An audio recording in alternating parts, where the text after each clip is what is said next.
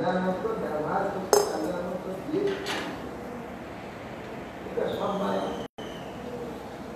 মিথ্যা কিন্তু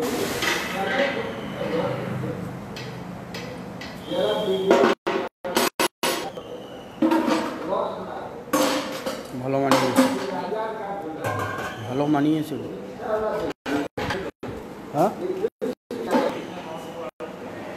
ছোট ভগবান যখন ওই তাদের ভাবছে লীলা করেন বংশীধ্বনি করেন যা কিছু দধি ভাণ্ড ভাঙেন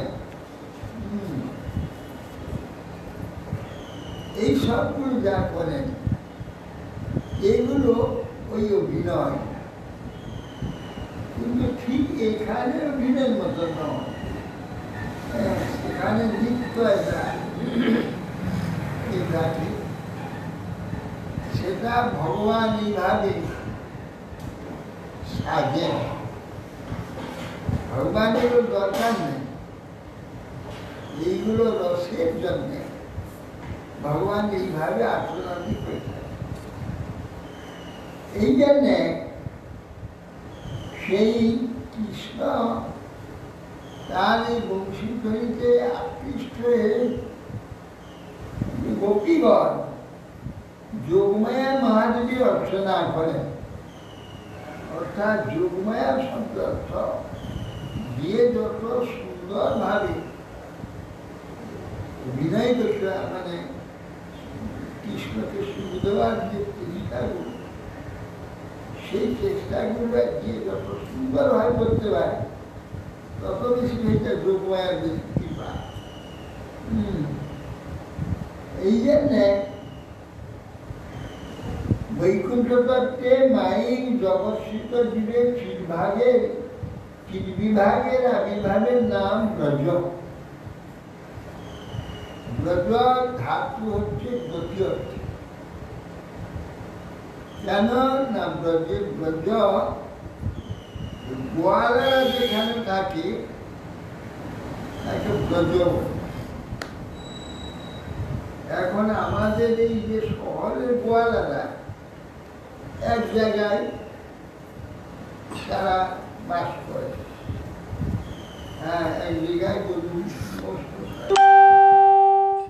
কিন্তু পাহাড় কিংবা জঙ্গলাদিতে যেসব গোয়ালারা তারা সমস্ত গরুকে ছেড়ে রাখে, একটা জায়গায় একদিন দুদিন 4 দিন থাকলো, খাবার শেষ হয়ে গেল, আরেকটা জায়গা এখানে ডেরা বাঁধবে, ডেরা পেতে সেখানে তারা খাবে। এই করতে করতে তাদের নিয়ে বছর ভোর ঘুরতে থাকে, আর দূর দুয়ে সাইকেলে করে বা মোটর সাইকেলে কাছাকাছি কোনো শহর বা গ্রামে বিক্রি করে। এইভাবে গোপপল্লী যদিও তাদের ফিক্স একটা গ্রাম আছে, সে গ্রামে তারা খুব কম সময়, তারা সমস্ত দেশ পাহাড়গুলি থাকে, সমস্ত পাহাড়ি ঘুরে বেড়ায়। বন থাকে মাঝখানে 12টা বন, 12টা বন, তার 12টা বন, 12-36টা বন ছিল। এই বনগুলি একটা বন এক মাস গরু সব খেত। এইভাবে গোয়ালারা কেউ ঘুরতে থাকে, গোয়ালাদের যে বাসভূমিকে ব্রজ মানে স্থির নেই, এই জন্য তাদের ব্রজ বলা। তো অতএব সেই জন্য চিৎবিভাগের আবির্ভাবের নাম এখানে, সেই যে বৃন্দাবনের ব্রজ, সেই ব্রজ শব্দ এখানে গমনার্থ সূচক মাইন জগতে আত্মার মায়া ত্যাগ পূর্বক ঊর্ধ্বগমন অসম্ভব। এই মায়াকে ছেড়ে আত্মা যে আমরা, মায়ার এই শরীর আমাদের ঘাড়ে ছেড়েছে, কিন্তু শরীরের ভাবকে পরিত্যাগ করে আমরা কিছু করব, তা করা যাবে না। শরীর ছেড়ে কিছু করতে পারবো না, অসম্ভব।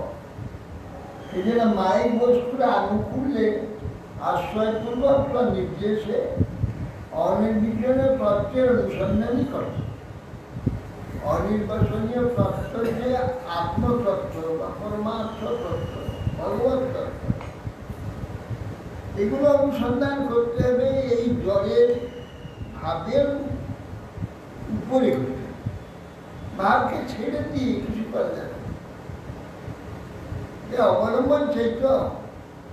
যেমন আমি এই গোয়ালাদের উপমা দিলাম ব্রজ, এই উপমা গোয়া ছাড়া ব্রজটা বোঝানো যাবে, বললে হাত গমন,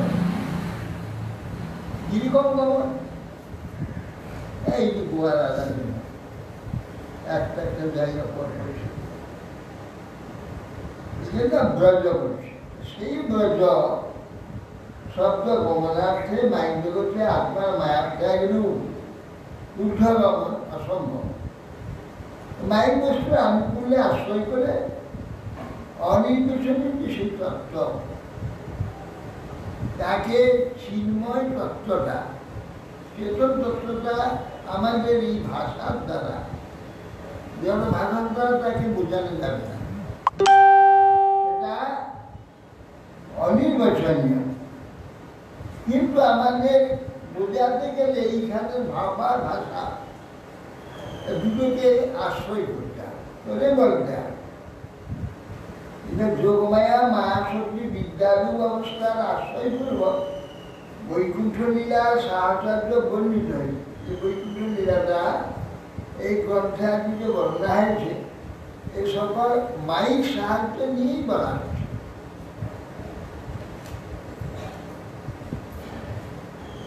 যেসাম তু কৃষ্ণ সেবাচ্ছা বর্ততে বলবত্তরা গোপনীয় নতেশাং হি সুস্মির বান্যত্ব কিঞ্চন এতদ্বৈ শিক্ষায়ন কৃষ্ণ বস্ত্রাণি ব্যবহরণ প্রভু দর্শনাবৃতং চিত্ত জ্যোতিষ্ঠান অনাময় ব্রাহ্মণাং জগন্নাথ যজ্ঞানং সমাজাচ ব্রাহ্মণাদ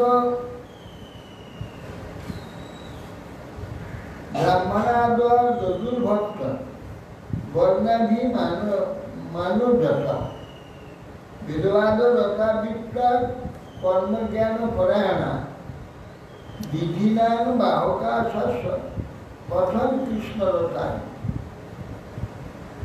কৃষ্ণেচ্ছা অত্যন্ত বলবান, তাহাদের স্বগত ও পরগত কিছুই গোপনীয় নাই। এই তত্ত্ব ভক্তদিগকে শিক্ষা দিবার জন্য কৃষ্ণ গোপীদিকে বস্ত্রহরণ করিলেন। শুদ্ধ সত্যগত চিত্তই ভগবান রতির অনাময় স্থান। বস্ত্রহরণ করার উদ্দেশ্য, যদ্যপি সেই কন্যাগর 5 বছর 6 বছর বয়স, তাদের উলঙ্গ হওয়ার কোনো ব্যাপার নেই, তথাপি তাদের সব বস্ত্র কেড়ে নিয়ে তাকে এসে হাত বাড়িয়ে চেয়ে নিতে হবে ইত্যাদি। কৃষ্ণ যে লীলাটি করলেন, সে লীলার কারণটা কি না, আমরা আমাদের শরীরকে আমরা আচ্ছন্ন করি এখানে পুরুষ কিংবা স্ত্রী অভিমান। তো পুরুষ এবং স্ত্রী অভিমানটা কার? আত্মার না শরীর? এই শরীর আমি, এই যে লজ্জা, আত্মার লজ্জাটা কি আছে? আত্মা তো লজ্জা, চেতন কোনো লজ্জা নেই। লজ্জাটা হচ্ছে শরীর, শরীরে বিহারী জীব, সে তার যে শরীর অভিমান আত্মাকে লুকাচ্ছে, আত্মাকে লুকিয়ে রেখে শরীর আমি এইটা জগৎকে দেখাচ্ছে এবং নিজে সেটা ভাবছে। কৃষ্ণ চাচ্ছেন শরীর ছাড়ো, শরীরটা মিথ্যা, পরিবর্তনশীল, রক্তবান সময়, মলমূত্রময় শরীর। এ শরীরটা তুমি নও, আর এ শরীরে সুখ বলে কিছু নেই, এ কেবলই দুঃখময়, কেবলই দুঃখময়, দুঃখ দুঃখম তস্মাৎ ইদং জগৎ অশেষম অসৎ স্বরূপ স্বপ্নাভব অষ্টভীষণ পুরুদুঃখ দুঃখ। তারপর বলছি তস্মাৎ ইদং জগৎ অশেষম, এই জগতের শেষ হয়, জগৎ গচ্ছতি ইতি জগৎ, জগৎটাকে বলে যেটা চলে যাচ্ছে, গচ্ছতি ইতি জগৎ, এটা অশেষ হয়। একটা বুড়া মরল, তাকে ছেড়ে যাবে, সে ক্রমশ উঠতে উঠতে উঠতে যুবক হয়ে প্রৌঢ় হয়েছে, মরল। তার আগে কতগুলো যে যুবক, প্রৌঢ়, বাল্য, শিশু কতগুলো হয়েছে তার ঠিক নেই। এটা একটা ধারা, স্রোতের নেয় চলছে। অনর্গল মরছে, অনর্গল জন্ম হচ্ছে, অনর্গল বাল্য, কৈশোর, শৈশব, যৌবন, প্রৌঢ়, বার্ধক্য, এ একটা স্রোত চলছে। একে বলে জগৎ, গচ্ছতি ইতি জগৎ, যা নাকি নিরন্তর চলছে। এই যে তস্মাৎ ইদং জগৎ অশেষম, এই জগৎটা শেষ নাই, এটা অশেষ। তাই কিরকম জিনিসটা? স্বপ্নাভ, বাস্তবতা নেই। আর স্বপ্ন দেখি যেমন রাত্রে ভোরবেলা কিছু নেই, রাত্রে কত কি পেয়েছিলাম, তেমনি আমরা এটা পাই। নিজের বালক হয়ে কত ছুটি করি, বালক বছর যৌবনের কোনো সেই পিছনে ছুটি আবার অন্য ভাব হয়ে গেল, প্রৌঢ় অন্য ভাব হয়ে গেল, এ সব বদলে যাচ্ছে, সব পরিবর্তন হয়ে যাচ্ছে, থাকছে না। এই জন্য অসৎ, অসৎ থাকছে না। একটা স্বপ্নাভ, ঠিক স্বপ্নের নেয়, স্বপ্নটা ক্ষণিক বলে, এটা একটু দীর্ঘস্থায়ী। সে স্বপ্ন হয়তো 5 মিনিট 10 মিনিট, কি 1 ঘন্টা, কি 8 ঘন্টা ঘুমে নিদ্রার মধ্যে স্বপ্ন। আর আমাদের এই স্বপ্নটা 10, 20, 25 বছর, 50 বছর, 60, 70 বছর স্বপ্ন। এই দীর্ঘ স্বপ্ন। সেই জন্যে এই শরীর স্বপ্নার অষ্টভীষণ, তস্মাৎ ইদং জগৎ অশেষম অসৎ স্বরূপ, অসৎ, পরিবর্তন হয়ে যাবে, আগেরটা খুঁজে পাওয়া যাবে না। আমি যদি এখন আমার শিশুকালটা খুঁজি, বাল্যকালটা খুঁজে পাবো, মরে গেলে পাবো না, ছবি যাবে আছে, কিন্তু আমার বাস্তবে আমি খুঁজে পাবো। যে জগৎ অশেষম অসৎ স্বরূপ, কিরকম অসৎ না স্বপ্নাভ, স্বপ্নের নেই। তাতে কি হয়েছে? অষ্টভীষণ, আমাদের বুদ্ধিগুলো অষ্টমিত হয়েছে, বুদ্ধি ঠিক কাজ হচ্ছে। হ্যাঁ, বুদ্ধি মানে আসক্ত হয়ে যাচ্ছে, যখন এইটা পাচ্ছে সেইটাতে মত হয়ে যাচ্ছে, তার আগেরটা যে চলে গেছে এটাও চলে যাবে, সে বলে হবে না। এইটা নিয়ে এইটার জন্য ওটা মার পীর খুন যখন কাণ্ড করছে, এটাও তো থাকবে না, এটাও চলে যাবে। ভাবতে পারছে না। কেন ভাবতে পারছে না? অস্ত্র ভীষণ, ভীষণা বুদ্ধি অস্ত্র হয়ে গেছে। বুদ্ধি সবসময় মায়া আচ্ছন্ন করে দিয়েছে। এই জন্য সেটা আগেরটা মনে রাখতে পারছে। পুরু দুঃখ নিষ্কম, এটা পুরু পুরু মানে খুব গাঢ় মোটা। পুরু দুঃখ এই যে সংসার জগৎ, পুরু দুঃখ দুঃখ। এই জন্য বলছে এই যে জড় অভিমান, এই জড় অভিমানটা বড় কঠিন, একে ছাড়া বড় মুশকিল আছে। সেই জন্য কৃষ্ণ বস্ত্র চুরি করেনি। তাদের যে এই যে দেহাদিমান, এটাকে ছাড়াবার চেষ্টা করে। যে তারা স্ত্রী লোক লজ্জা আছে না, কৃষ্ণ ভগবান, কৃষ্ণ আমাদের প্রিয়, কৃষ্ণ আমার আবদ্ধ, কৃষ্ণ এখন অতি নিকটের লোক। তিনি পরমাত্মাকে আমার সঙ্গে একবার যুক্ত হয়ে আছে। এই শরীর আমার, আমি দেখতে চাইলে তিনি দেখে আমাকে দেখান, শুনতে চাইলে শুনে আমায় শোনান, আস্বাদন করে তিনি আগে আস্বাদন করে তারপরে আমি বুঝতে পারি। সব কিছু আমার কাজ তিনি আমার সঙ্গে এইভাবে যুক্ত হয়ে থেকে সব করাচ্ছে। অথচ অত প্রিয় বা অত নিকট, অত আপন আর কেউ নেই। ভগবান কার কাছে লজ্জা তো কিছু নেই। আমার শরীরময় তিনি হয়ে আছে, সব কিছু জানে। এই জন্যে জড়দেবীগণের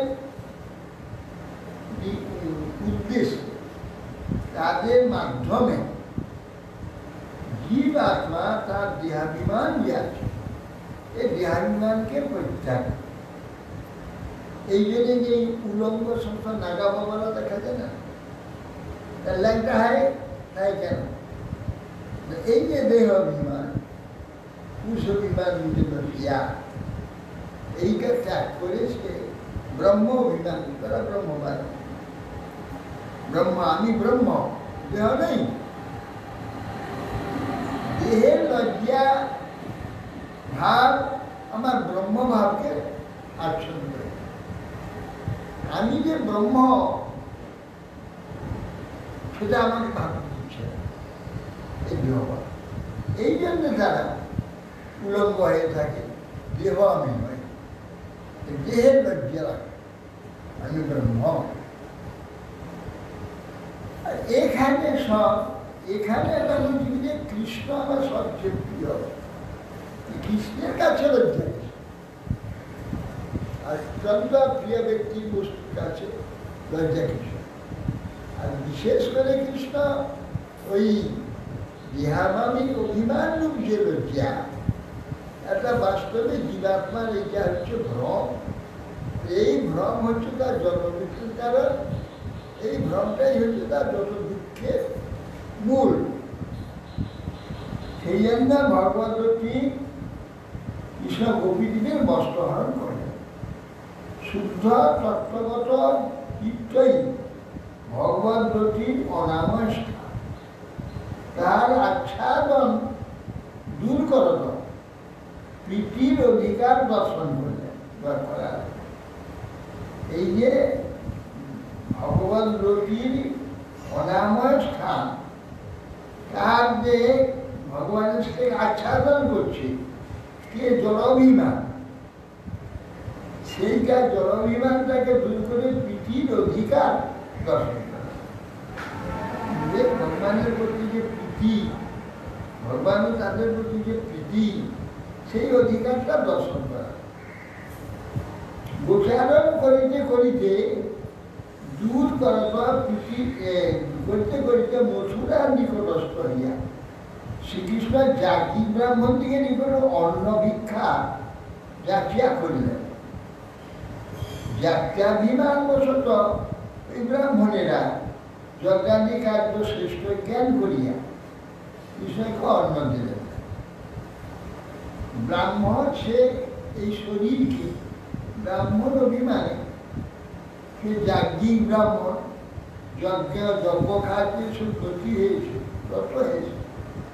এই অবস্থায় অন্য কেউ চাইলে তাকে অন্ন দেওয়া হবে না। সেই জন্যে তিনি অন্ন প্রার্থনা করে পাঠালেন। তখন যাজ্ঞি ব্রাহ্মণ দিকে নিকট অনুষ্ঠান করলাম। যাজ্ঞি ব্রাহ্মণ যাত্রাভিমান, আমি ব্রাহ্মণ, যজ্ঞ আমার কার্য, আমার ব্রত, এই ব্রতের আমি ক্ষুণ্ণ করতে পারি না। এই ব্রাহ্মণেরা যজ্ঞাদি কার্য শ্রেষ্ঠ জ্ঞান করিয়া কৃষ্ণকে অন্ন দিলেন না। ইহার হেতু এই যে বর্ণদিকের শ্রেষ্ঠ ব্রাহ্মণ বলেন সর্বদাই বেদবাদনতা, যেহেতু তাহারা বেদের সূক্ষ্ম তাৎপর্য বোধ করিতে না পারিয়া সামান্য কর্ম ও জ্ঞানবাদ অবলম্বন হয় কর্মজড় হইয়া পড়ে, নয় আত্মজ্ঞান প্রদান হইয়া নির্বিশেষ চিন্তায় মগ্ন হয়। ব্রাহ্মণরা তাদের দেহাভিমান প্রবল, দেহটাই ব্রাহ্মণ, আত্মা তো আর ব্রাহ্মণ নয়, চন্দ্রান, দেহই ব্রাহ্মণ। দেহাভিমানে মগ্ন হয়ে তারা দেহকে অপমান করে যজ্ঞ কার্য তার হচ্ছে ব্রত, এতে হয়ে সে এইটাতে মগ্ন হয়ে এক নির্বিশেষ জ্ঞানী হয়ে যায়, জ্ঞানবাদ অবলম্বন করে, আর না হলে কর্মজড় হয়ে পড়ে স্বর্গাদি লাভ করে আবার জন্ম হয়, অজ্ঞান পর্যায়ন হইয়া কিংবা নির্বিশেষ চিন্তায় মগ্ন হয়, অর্থাৎ ব্রহ্মেতে বিলীন হওয়ার চেষ্টা। জীবাত্মার ব্রহ্মে বিলীন হওয়ার জন্য জীবাত্মা নয়, জীবাত্মা ভগবানের সঙ্গে মিলিত হয়ে তার সঙ্গে তার বিলাসের অভিভূত হওয়ার জন্য জীবাত্মা তো ব্রহ্মেরই অংশ, সে তো ব্রহ্মেই ছিল, তো ব্রহ্মের যদি শক্তি হয় সেই শক্তি অখণ্ড শক্তি ছিল। আর যে সত্তারূপ একটা ধারণ করছে এখানে কিসের জন্য? কৃষ্ণ কার্যের জন্য, তার কার্যের জন্য। এরা বলছে না না, আমি তোমার কোনো কার্য করবো না, আমি সেই ব্রহ্ম হয়ে যাবো। আর এরা ব্রহ্ম তো আগে ছিল, এখন আর উত্তর করে আমার ব্রহ্ম হতে যাচ্ছে কেন? সেখানেই ছিলে। আবার অহংকর্মা আসবে, অহংকর্মা আসবে, অহংকর্মা আসবে, আরে ব্রহ্ম তো ছিল। আবার এখন ৮০টা লক্ষ ৮৪টা লক্ষ যদি ভ্রমণ করে আবার এখন সে বলছে অহংকর্মা আসবে, অহংকর্মা আসবে। ইয়ে বলছে ছিলে তো ব্রহ্ম, তুমি ৮৪ লক্ষ জন্মটা যে পার করলে কিসের জন্য? বা এই ৮৪ লক্ষ জন্মে কি কম জন্ম পাওয়া গেছে? পশু পক্ষী জন্ম, জলজন্তু জন্ম, কীট পতঙ্গ জন্ম, বৃক্ষলতা জন্ম, কত কষ্ট পার হতে। বৃক্ষ হয়ে হাজার হাজার বছর রোদ, বৃষ্টি, ঝড়, দুর্গম সব মাথার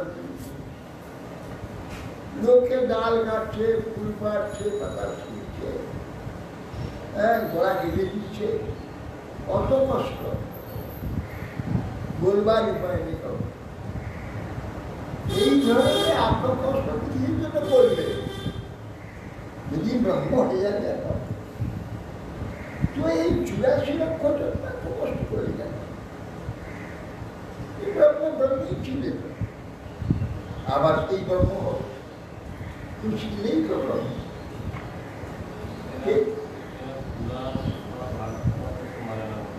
না পরে সব জানে, মাঝে সব, কিন্তু মাথায় ঢুকে না। এখন ব্যাপার হয়েছে কি জানি, একটা জিনিসে আমাদের চেতত্ব, একটা জিনিস অভিনিবেশে কিছুতে সারা দেয়। কেন যে মদ ধরে ছাড়তে পারো কেন ছাড়ে কিছু বলে যাবে ভাত না খেলে বলবে মদ না খেলে বলবে না কেন কিছুতে ছাড়া যাবে না মরে যাবে তো এইরকম এই মায়ার জগতে প্রত্যেকটা বস্তু একটা নেশা এইখানে তো বসছি 2-4 দিন বসলে আর এছাড়া আর দিকে বসতে ইচ্ছা করবে নেশা লেগে যাবে প্রত্যেকটা এখানে নেশা যেইটা করবে সেটা অভ্যাস ওটা ছাড়বে এই যে ব্যাপারটা এই জন্যে এই যে শরীর অভিমান আমাদের বহুকাল থেকে সে শরীর অভিমান কিছুতেই ছাড়তে পারে আর শরীর অভিমানে অভিমানী হলে চেতন খুঁজে পায় চেতন হচ্ছে চেতন শরীর জড় আর দুটো বিপরীতই পারে জড় আর চেতন বিপরীত পারে এখন এই জড় অভিমানটাকে ছাড়তে হবে সেই জন্য কৃষ্ণ বস্ত্র অপহরণ করে দিয়েছিলেন তারপরে পতিদের কাছে অন্য চেয়ে পাঠালেন এই ব্রাহ্মণরা মহা অভিমানী তারা সেই দেহাভিমান তাদের প্রভু আমি ব্রাহ্মণ অথবা আমরা যজ্ঞের প্রতি অন্ন দেবো কেন এই জন্যে তারা শাস্ত্র পূর্বপুরুষ দিকে শাসনাতে থাকিয়া বিধি নিষেধে বাহা হয়ে পড়ে তারা সেই অর্থশাস্ত্রের চরম উদ্দেশ্য ভগবত বেদস্ব সর্বের অপবেদ্য গীতাতে বলছেন বেদের উদ্দেশ্য কি যজ্ঞের উদ্দেশ্য অহমই সর্বজ্ঞানাম ভোক্তাচত ঘুরিয়ে বসে নতুমাম অভিজানন্তি তত্ত্বে না আকর্ষবতী এইটা না জেনে এরা পুরো বারবার ভ্রষ্ট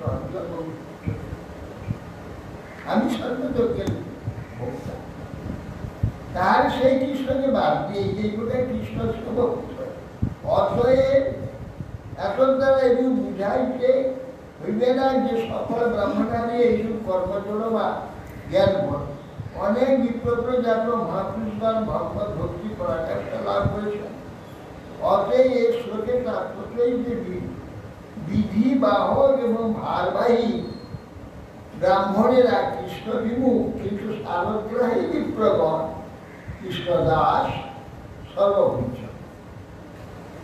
আর ভারবাহী ব্রাহ্মণরা পৈতার ভার আর এই অভিমানের ভার লিপি ভার মাথায় বই বেড়াচ্ছে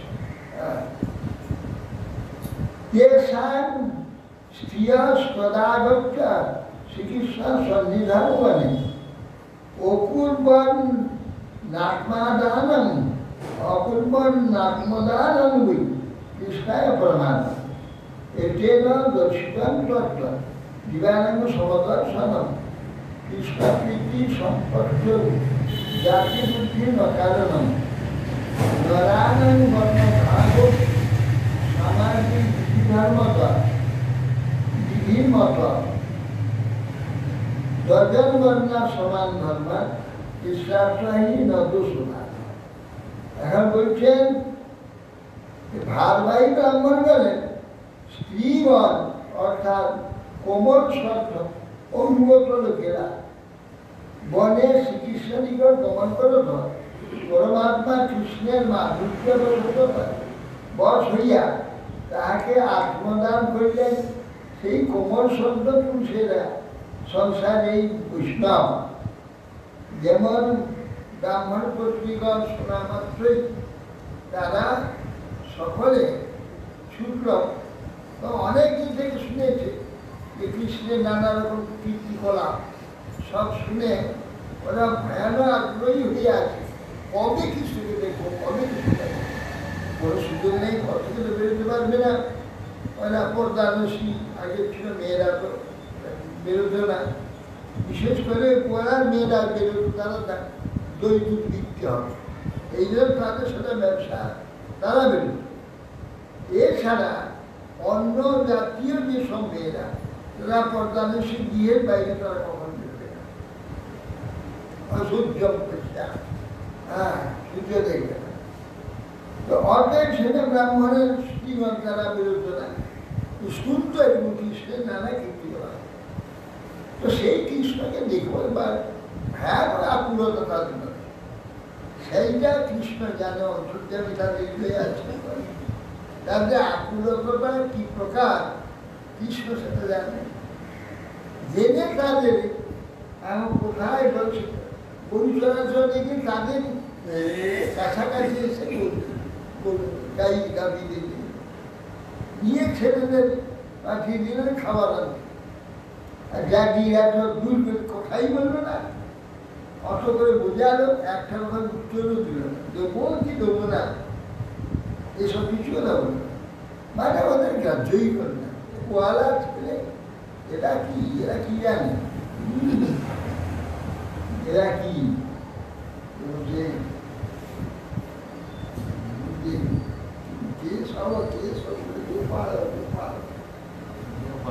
সব বোকা এরা বোকা। তো আগে এইরকম ওই যেমন তারা তো সব শুনতে পেয়ে ওরা তো ছিল না, এখন ব্রাহ্মণ পত্নীগণ তারা তো শুনতে পেয়ে সকলে পাগলের মতো হয়ে যায়, অন্যাদি নিয়ে কৃষ্ণকে দিয়েছে। এটা বলছে কোমল শব্দ বৈষ্ণব বলে, এই প্রকার সংসারী বৈষ্ণব। তারা শুনে আর সঙ্গে সঙ্গে সবার মাত্রই একটা আকর্ষণ ভগবানের প্রতি, সংসারী বৈষ্ণব এবং কোমল শব্দ। এই আখ্যায়িকার দ্বারা জীবনের সমদর্শন রূপ তত্ত্ব নির্দিষ্ট হইল। সর্বত্র শ্রীকৃষ্ণের প্রীতি সম্পন্ন হইবার জন্য জাতিবুদ্ধি প্রয়োজন নেই। এই জন্য ওরা জাতিবুদ্ধি ব্রাহ্মণ পত্নী এটা ভুলে গিয়ে গোয়ালাদের খাওয়াবার জন্যে যজ্ঞান্ন রান্না করেছে তারা, যজ্ঞের নিমিত্ত সেই সব অন্ন তরকারি আছে সব নিয়ে ছুটলেন কৃষ্ণ খাওয়ার। কৃষ্ণপ্রীতি সম্পন্ন হইবার জন্য জাতিবুদ্ধির প্রয়োজন নেই, বরং সময়ে সময়ে ওই বুদ্ধি প্রীতির প্রতিবন্ধক হয়ে পড়ে। এই যে অহং বুদ্ধি, জাতি বুদ্ধি, এর দ্বারাই ভগবত প্রীতির বিরোধ হয়ে যায়। ভগবানের প্রীতি হতে পারে না জাতি বুদ্ধি। আমাদের রাম ঠাকুর বলে একজন দিয়েছিল, ঠাকুর জানুন জানতে এসেছে, তো সে রান্না করছে। আমি পূজা করি, আমি ভোগ তুলতে গিয়ে ভোগ তুলতে গিয়ে তারপরে আমি একটা বালতি দিয়ে কিছু জল, এই জলটা ছুঁলে গেল, ওই জলটা আমি খাওয়ার জন্য দেখে দিচ্ছি। এই জলটা আমি ছুঁলে খাওয়া যাবে না, না না আমরা তো ব্রাহ্মণ, আপনারা সব সাধু, কে যে কোন জাতি কোন জাত থেকে এসেছে কিছু আমরা জানি না। হ্যাঁ, অতএব সেই জন্য আমরা একটা ছোঁয়া জল নেই। হ্যাঁ, এটা ছুঁয়ে দিন না, বাহ আমি ভোগ দেবো মন্দিরে, যে ভোগ প্রসাদ হবে সে আপনি খাবেন, আবার আমি জলটা ছুঁয়ে দেবো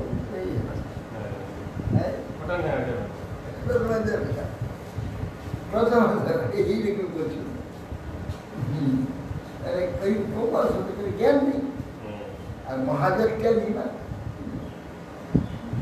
পরবর্তী গেলে সব চলে গেল, প্রথম তো জানে না এইসব। প্রথমে এখানে ছিল না শ্রীধর মহাজের মঠে ছিল? না এখানে, এখান থেকে ছেড়ে দিক, এইখানে মৃত্যু পর্যন্ত এইখানে থাকবে।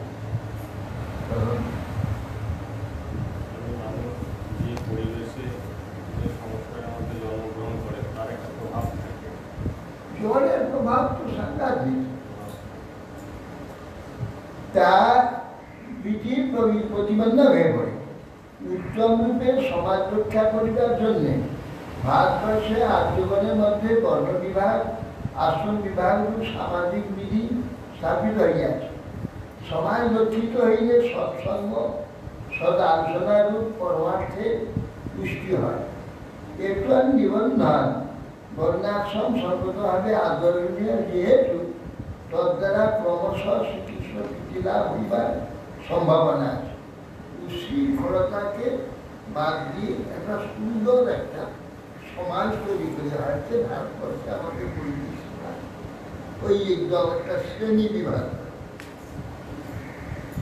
উশৃঙ্খলতাবাদের সমাজ শ্রেণী, আর সেই শ্রেণীতে বিধি নিষেধাজ্ঞা নানা প্রকার ব্যবস্থা হয়ে আছে। তারা সেই মানে মেনে ক্রমশ তার চেতনতা উন্নতি ধীরে ধীরে উন্নত হওয়ার জন্য দশে ব্রাহ্মণ জন্ম পর্যন্ত এসব ব্যবস্থা করে।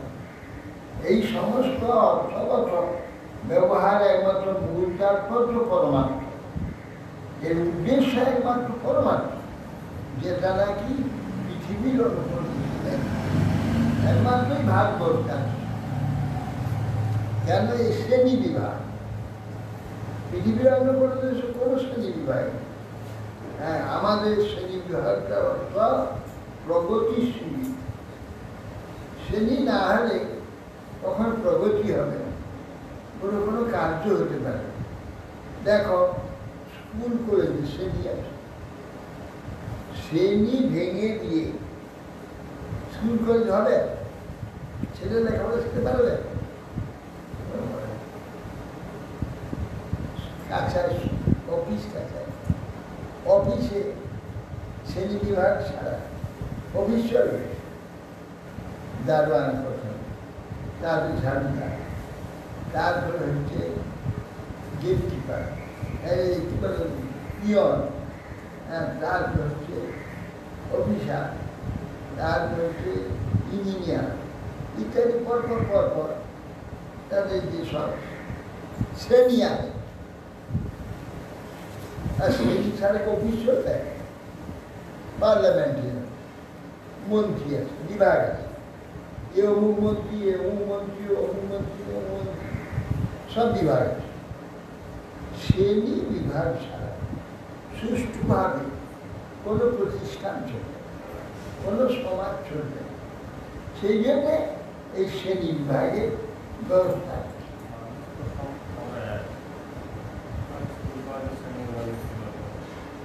অতএব সেই জন্যে যে যার নির্বিশেষ এই উদ্দেশ্যে ভগবতী তারা বুঝতে সক্ষম। অতএব তারা কি প্রকারে কৃষ্ণ সেবক হইতে পারে, এটার দ্বারা এটি বুঝিত হইবে না যে সকল ব্রাহ্মণেরাই সকল কর্মজড় বা জ্ঞান করে। অনেক বিপ্লব মহাপুরুষগণ ভগবত ভক্তি পরাকাষ্ঠা লাভ করিয়াছে।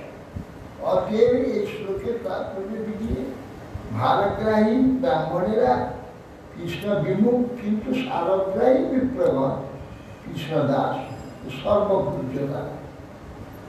ভারবাহী ব্রাহ্মণের স্ত্রীগণ অর্থাৎ কোমল শ্রদ্ধা অনুগত লোকেরা বনে শ্রীকৃষ্ণকে নিকটে গমন করত, পরমাত্মা কৃষ্ণের মাধুর্যবশ হইয়া তাহাকে আত্মদান করিল।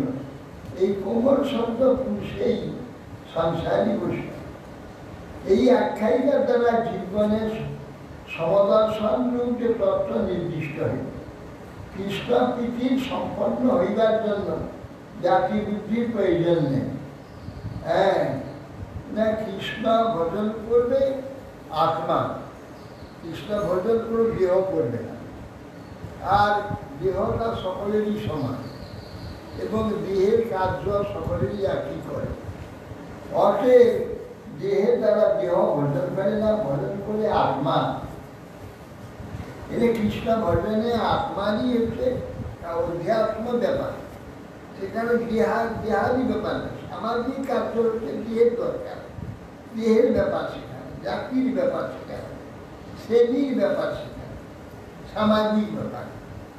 কিন্তু অধ্যাত্ম ব্যাপারে, পরমাত্মা ব্যাপারে, পরমাত্মা আলোচনার ব্যাপারে কোনো সামাজিক শরীরের কোনো প্রয়োজন নেই। শরীরের সমস্ত বিচার সেখানে আত্মার বিচার। উচ্চাঙ্গে সমাজ রক্ষা করিবার জন্য ভারতবর্ষে আর্যগণের মধ্যে বর্ণ বিভাগ, আশ্রম বিভাগ, সমাজ স্থাপিত হয়ে আছে। সমাজ যদি রক্ষিত হইলে সৎসঙ্গ ও সদা আলোচনা ক্রমে পরমার্থার সৃষ্টি হয়। তখন যে সমাজ ছিল, যে সমাজের ধর্মীয় সমাজ, যদিও সাংসারিক সব ধর্ম বাদ দিয়েছিল, এখনকার মতো ধর্ম নিরপেক্ষ নয়, তখন ধর্মীয় সমাজ ছিল। আর এই সমাজটা তৈরি হয়েছে এই জন্যে না পরমার্থ সৃষ্টি করবার জন্য।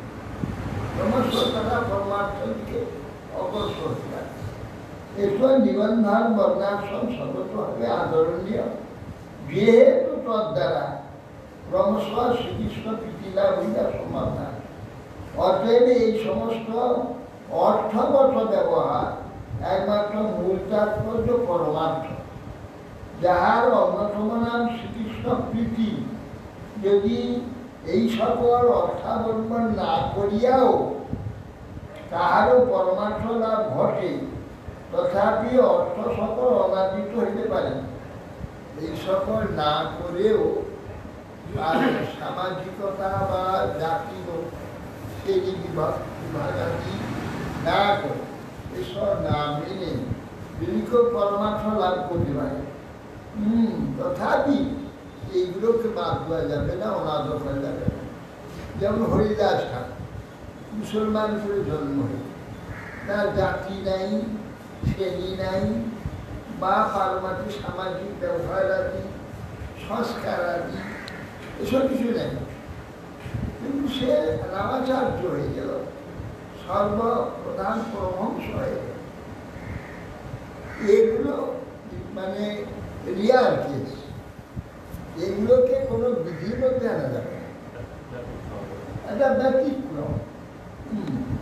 সেই জন্য যে বলছেন যে এই সকল অর্থ অবলম্বন না করেও কারো পরমার্থ লাভ ঘটে, তথাপি অর্থ সকল অনাদিত হইতে পারে। এই স্তরে জ্ঞাতব্য এই যে উপায় প্রাপ্ত হইলে উপায়ের প্রতি সম্ভবত অনাদর হইয়া উঠে। উপায় হচ্ছে ভগবান, তাকে প্রাপ্ত যদি হয়ে যায় বা ভগবত ভক্তি যদি প্রাপ্ত হয়ে যায়, তাহলে নিচের যে কারবার আছে, যেমন উপাসনা, পূজা পদ্ধতি, উৎসব, যা কিছু সমস্ত করা হয়, এ ক্রমশ ভগবানের দিকে উন্নত হওয়ার জন্য। আর সে অনর্গ যদি ভগবত চিন্তা, ভগবত ভজন সে মস্ত হয়ে যায়, আর কোথায় তার জন্য আর এগুলো দরকার পড়ে, তার জন্য। কিন্তু তার থেকে নিচে যারা আছে তার জন্য ওটা একান্ত প্রয়োজন আছে। যেদিন উপায় পেলে উপায়টা অবহেলা হয়ে যায়, উপায় পেয়ে গেল। উপায়েরও শ্রীকৃষ্ণ প্রীতি যাদের লাভ হয়, তারা গৌণ উপায়েরও বর্ণাশ্রম ব্যবস্থা, যাহা ত্যাগ করিলে দোষী না থাকে। বর্ণাশ্রমটা ব্রাহ্মণ, ক্ষত্র, বৈশ্য, শূদ্র আদি যা লেখে বিভাগ ভাগ আছে, এগুলো পরিত্যাগ করলেও তাদের কোনো অসুবিধা নেই। তাহলে এইগুলোর উদ্দেশ্য হচ্ছে কৃষ্ণ প্রীতি, ভগবত প্রীতি, সংসার। এটা যদি হয়েই গেল তাহলে আর ওইটা দরকার, ওটাকে উপেক্ষা করলে কোনো অসুবিধা নেই। অতএব কার্যকারী দিকের অধিকার বিচারপূর্বক দোষ গুণের নির্ণয় করাই সার সিদ্ধান্ত। এইটা হচ্ছে সার।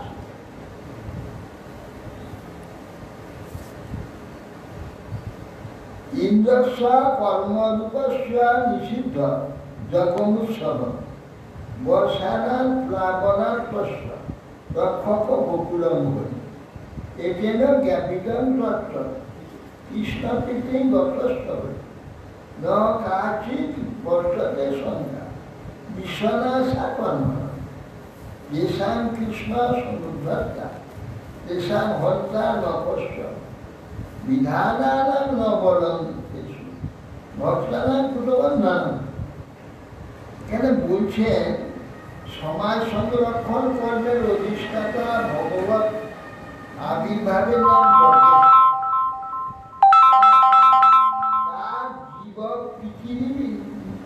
প্রতিনিধির নাম ইন্দ্র, সমস্ত জীবের প্রতিনিধি ইন্দ্র। ওই কর্ম দুই প্রকার, অর্থাৎ নিত্য নৈমিত্তিক। সংসার যাত্রা নির্বাহের জন্য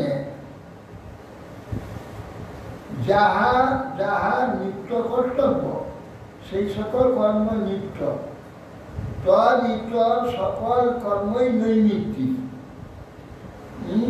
যেমন প্রতিদিন সংসারে উঠতে হবে, সংসারে কাজকর্ম করতে হবে, রান্নাবান্না করতে হবে, খেতে হবে, আবার খাবার সংগ্রহের জন্য কাজকর্ম করতে যেতে হবে, টাকা পয়সা উপায় করতে হবে, সেসব নিয়ে আসতে হবে, একটা নিত্য কর্ম।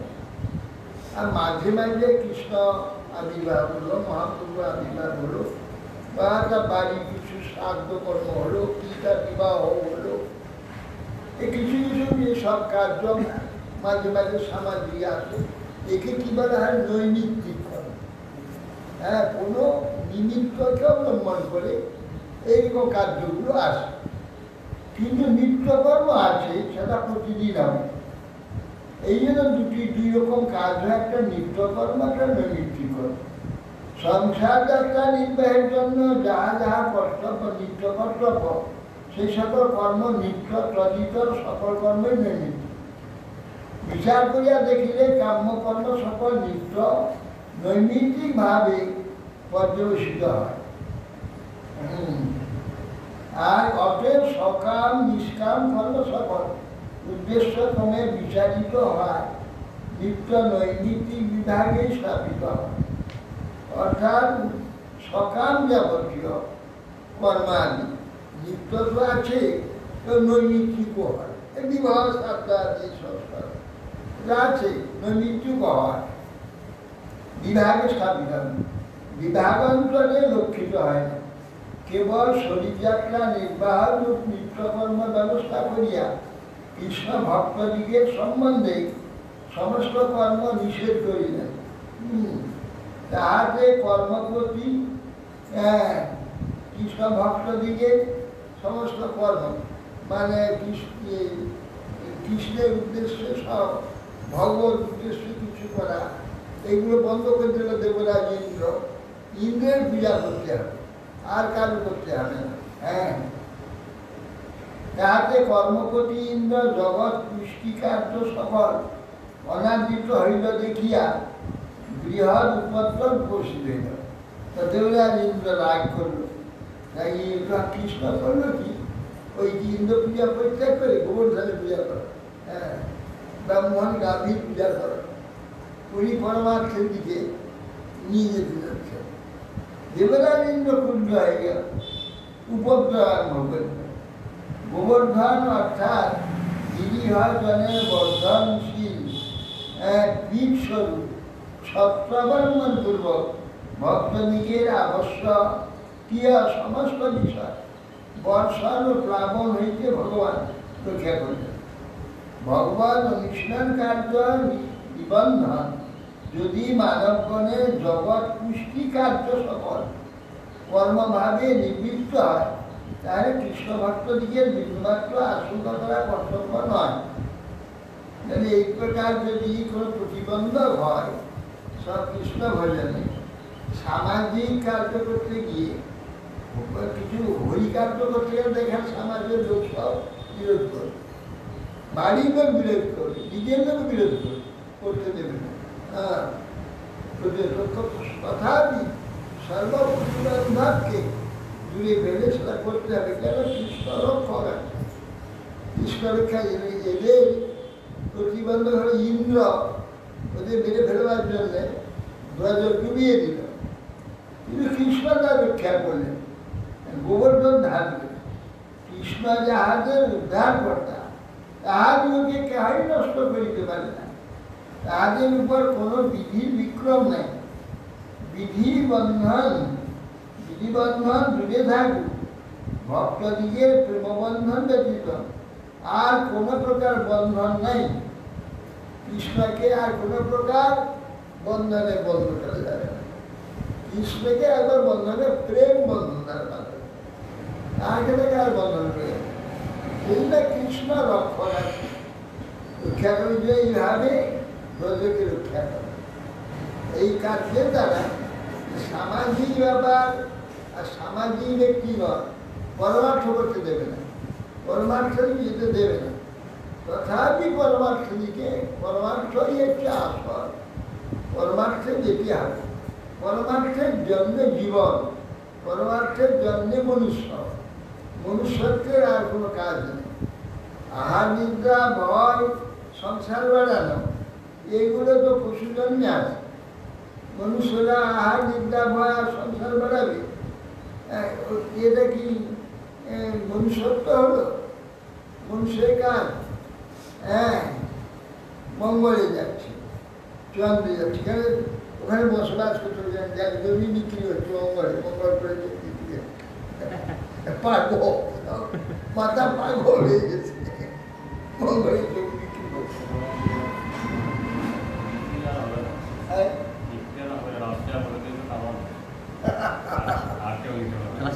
আমাদের চিনি বলবে যে চন্দ্রটা আমাদের,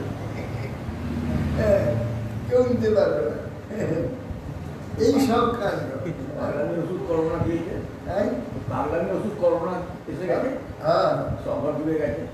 আর কেউ চন্দ্র করে মঙ্গল করে যাবার আর কেউ কোনো কথা বলছে না। রাশিয়া বলছে আবার ওই যে ওষুধ বার করছে সেই জন্য আমাদের